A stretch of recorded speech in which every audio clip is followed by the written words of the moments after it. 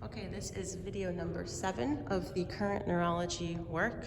So we're backed up here from the wall, so I'm just going to zoom in and show all of these. They're pretty much mounted actually in chronological order. So I made these first 3 here at the Edinburgh Sculpture Workshop in Scotland in 2019. So all the plants you see in these forms were taken from the local area there. So this outer shell of the cell body is made from that same porcelain, tan, and black stoneware I've been working with. And this one has thistle pods on the inside. The batteries are currently dead, and I can't take it off the wall just yet, but I will tonight for the night shots.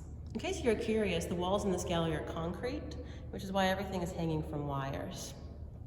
So these cells are all, as I said in the statement, kind of inspired by like kind of damaged cells with like blown out vacuoles, and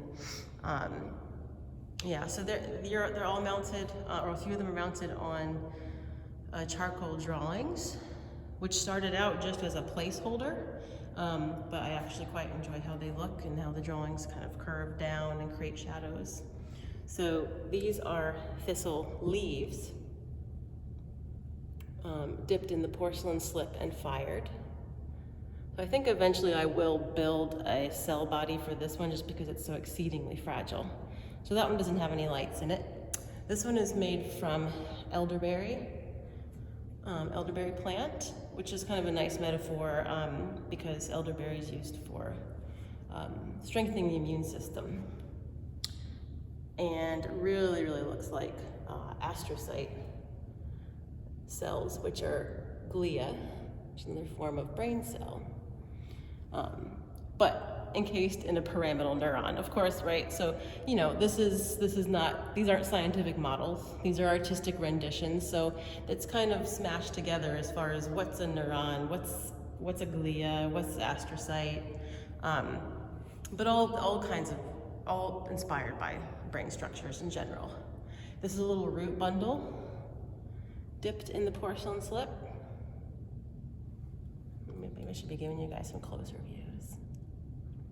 That has little lights. The lights in these ones are encapsulated in like a air-dried porcelain, quote unquote, to kind of cut down on glare. So this is the newest one. This was made in 2020. So it has that kind of same swirled clay.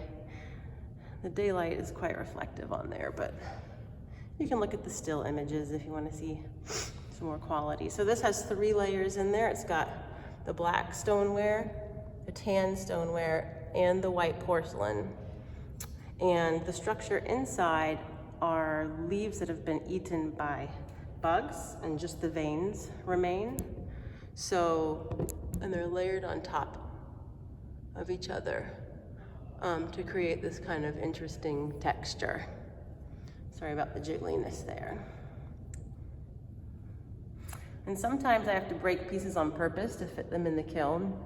And I have ways of putting them back together with different kinds of textures. And I really enjoy that. It happened on accident years ago, and now I do it on purpose so that I can get interesting areas like this. And then just some really interesting clay swirls in the clay body. Okay, so the last piece in the exhibition, and we're still under 5 minutes for this video, that's good, is incubate.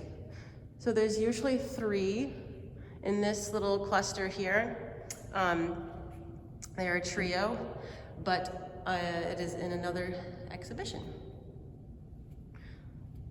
So it's fine with just the 2. And let me give them a little spin. Well, no, let me show you the wasp nests first before I spin them. So you can see in there, it's hard to see in the dark, but again, there's images on the website. And then I'll give them a spin so you can see how the shadows look really interesting.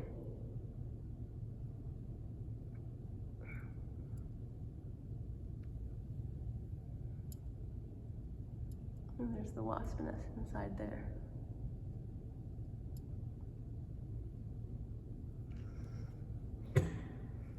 The more lights that I can get on them, the more shadows they cast, which is really cool. Oh, sorry about the jiggliness.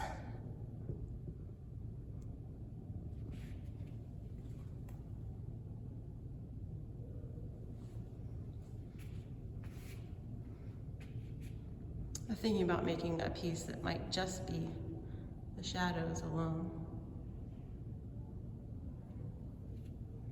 And this one also has a black sand puddle on the floor. This was the first piece I did it for, so right on top of the bin.